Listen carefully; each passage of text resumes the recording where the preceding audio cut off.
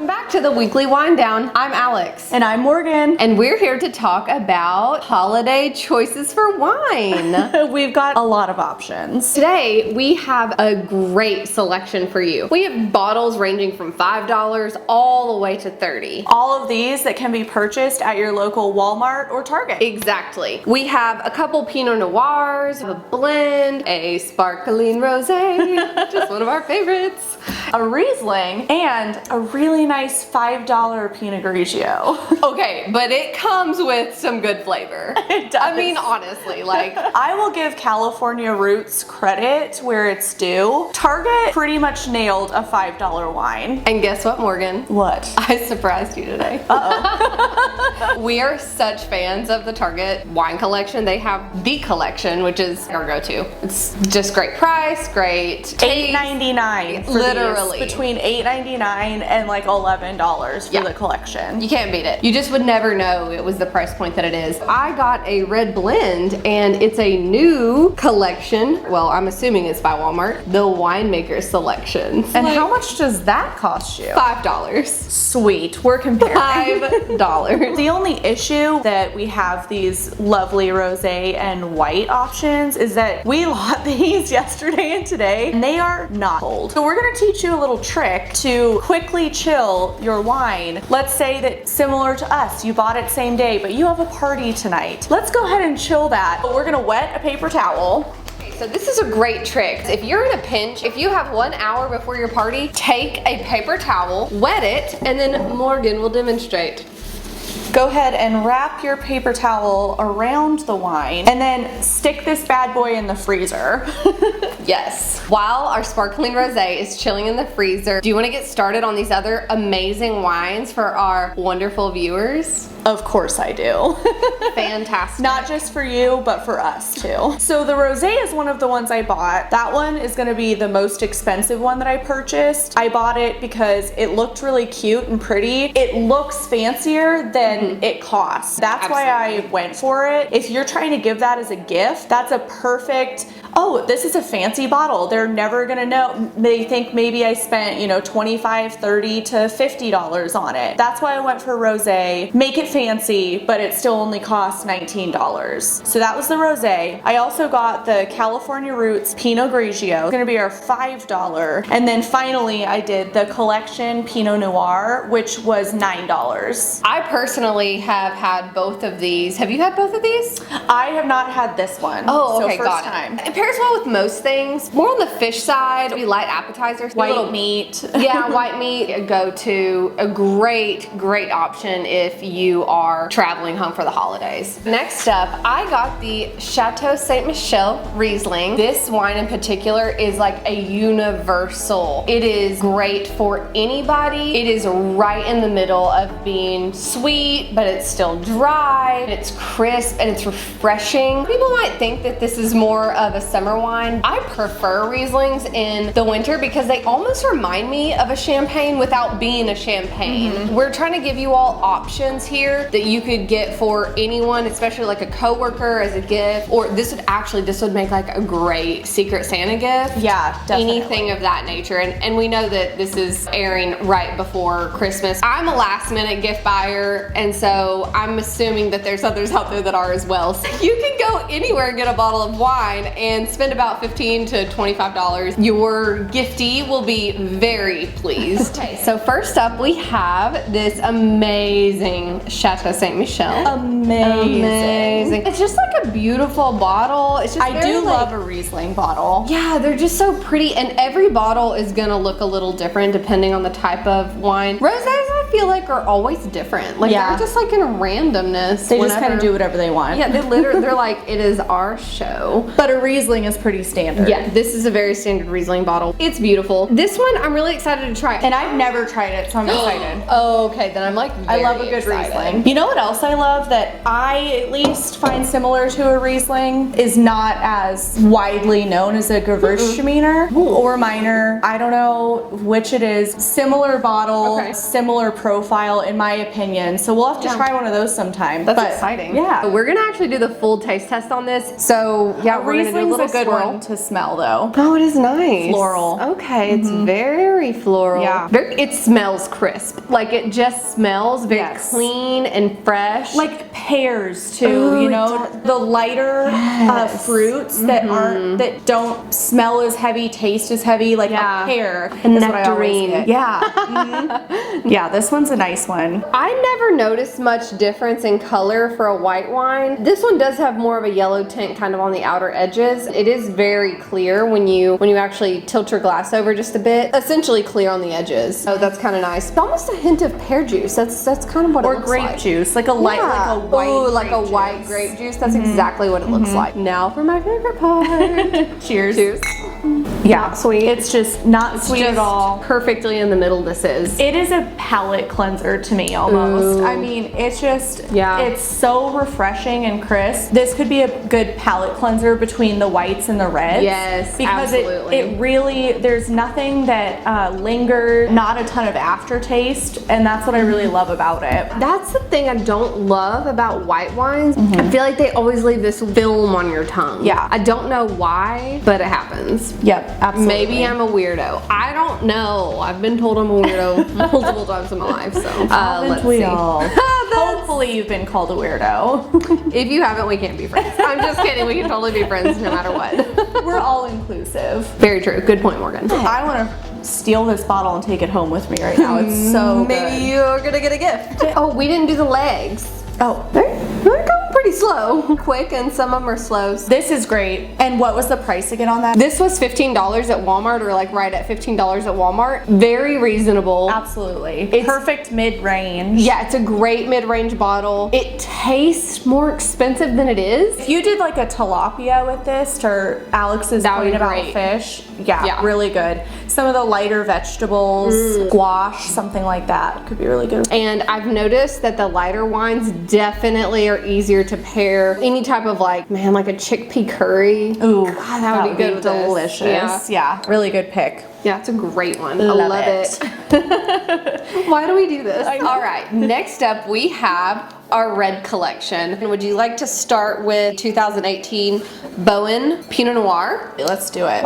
It is a Russian River Valley. Like most Pinot Noirs, this is gonna be light. It's gonna be super nice on the palate. I've actually never tried this before. Russian River Valley, which is actually one of my favorites. Like I love wines from that region. And guess what? It's a twist off. Woo! So if you forget a wine key, this is a great bottle, especially if you're gonna be taking it as a gift to a holiday party or to your families. Really, if you're just gonna drink it for yourself. Story time as Alex is pouring. I went to New York, was traveling very light, only there a few days, bought a bottle of wine to have in the hotel room. I get back to my room and I don't have a corkscrew. Find a twist off and remember them. You can tell pretty easily and they're amazing and convenient. Yes. Since we've never tried this before, we're gonna go through the basic. We're gonna do the look, smell, and see what kind of legs this little puppy has on it.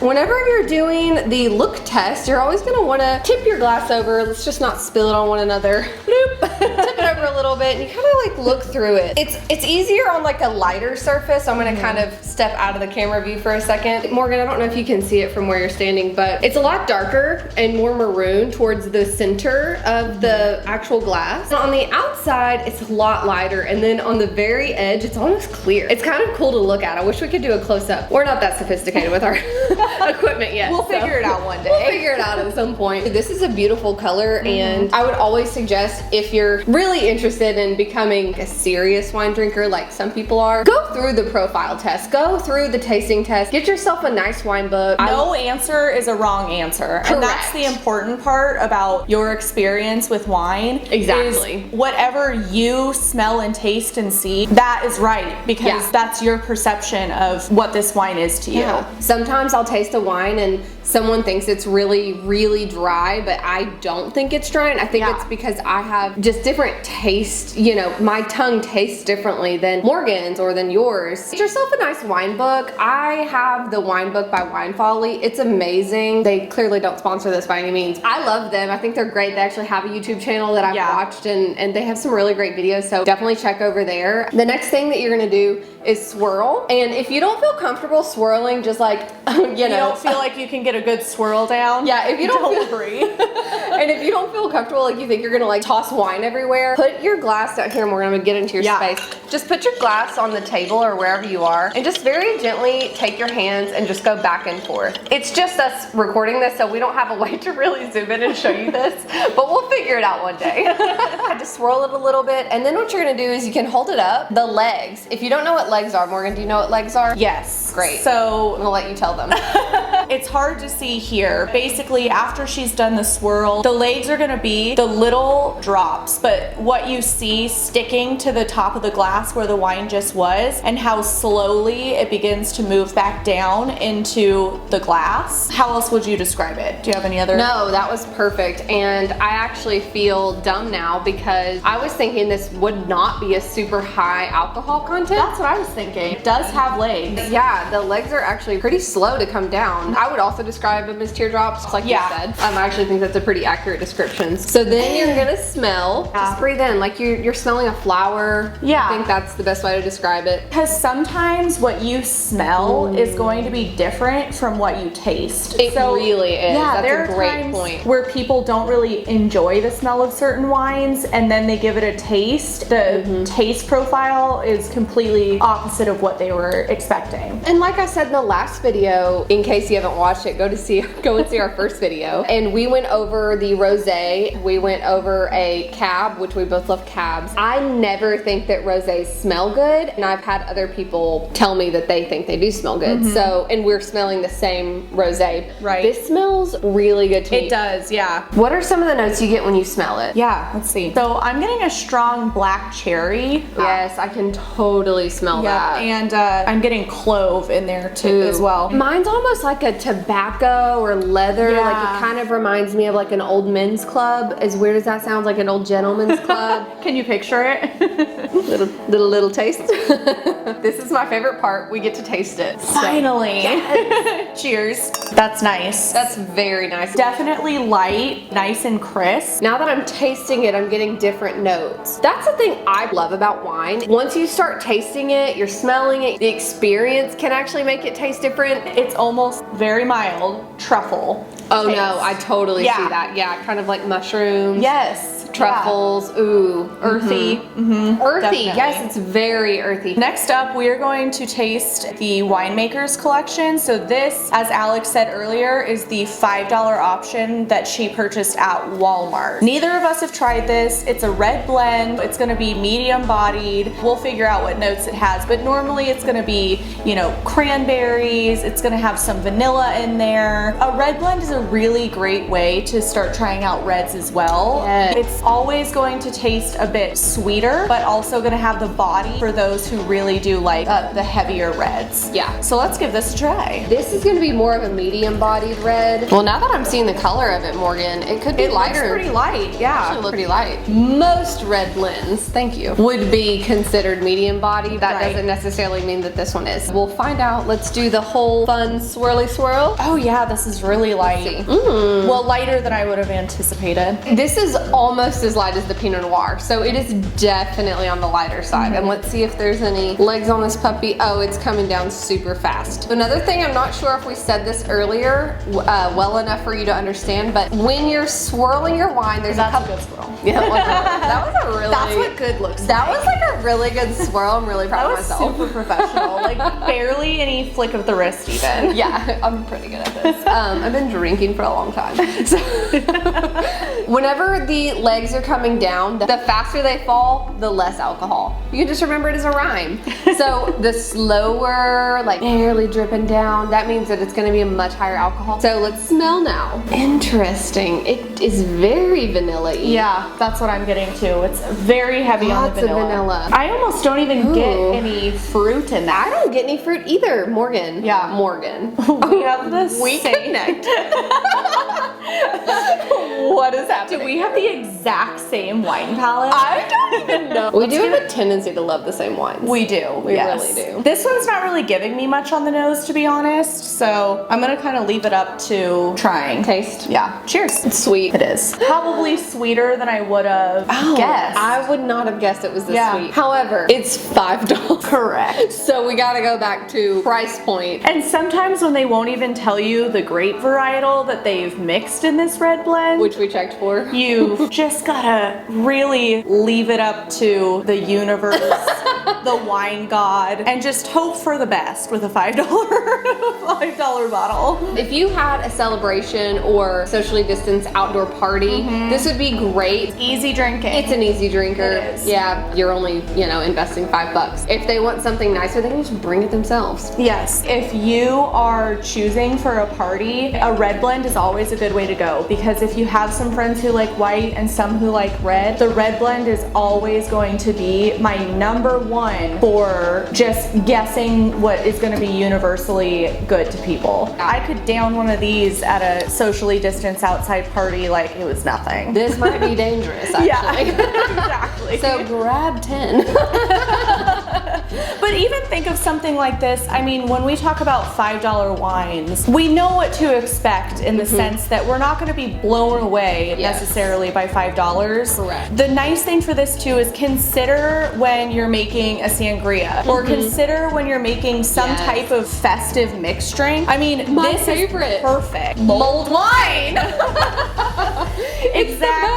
Exactly. So for $5, you can just load up on these and then make whatever mixed holiday drink you want as well that needs wine. And then you're having a super festive time for not a lot of cost. It's great. All right, so now that we've tried several of our 6 options, Alex, which one do you think that you would go for? Which would be your go-to for recommending our viewers? This red blend, which is the winemakers selection from Walmart, is my least favorite for a couple reasons. It was really sweet for me. If you're on a budget, if you're having some type of holiday party, you are wanting to entertain people, this is a fine selection for someone that you maybe don't know their taste profile, because it is on the sweeter side. And I feel like for the most part, if you don't know if a person's a big wine drinker, more than likely they'll be okay with a sweeter wine. So I think so. Yeah, as far as like gift guide goes, this one is kind of my lowest on the totem pole, if you will. My number one is the Riesling. Normally I would always go for a red. I don't know a whole lot of people who are immediate red fans. If I were going to be gifting this to somebody, it would be the Chateau St Michelle. We tried really hard to do 3 from Walmart, 3 from Target. Those are the 2 most accessible places all across the country. We just wanted to make sure that we were,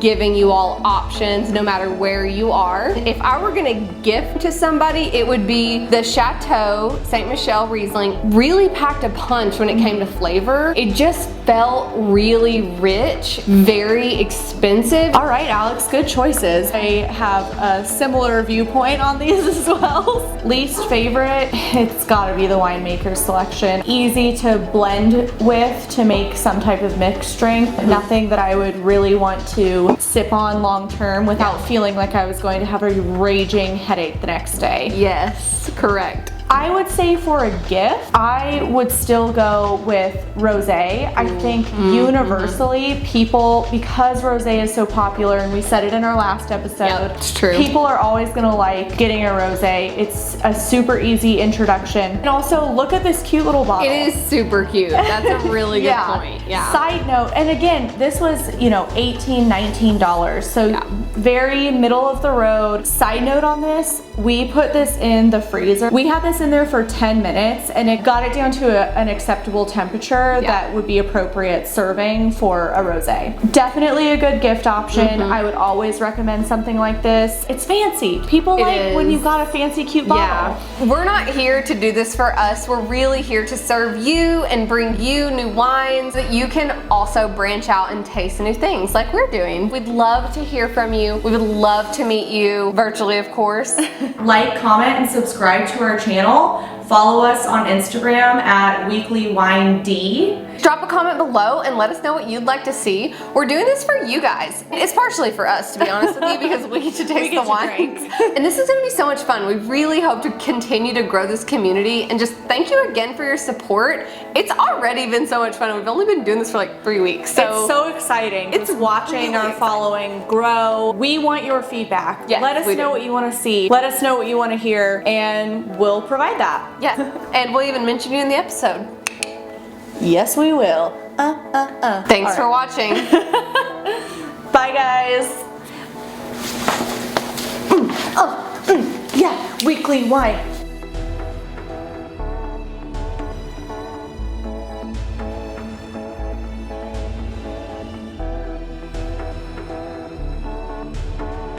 We're just like, okay. Go right into it with conviction. Feel the. You are a Oh my god! Will you just go look at it for me and see? Because I just can't anymore. Weekly wine go. Weekly wine go.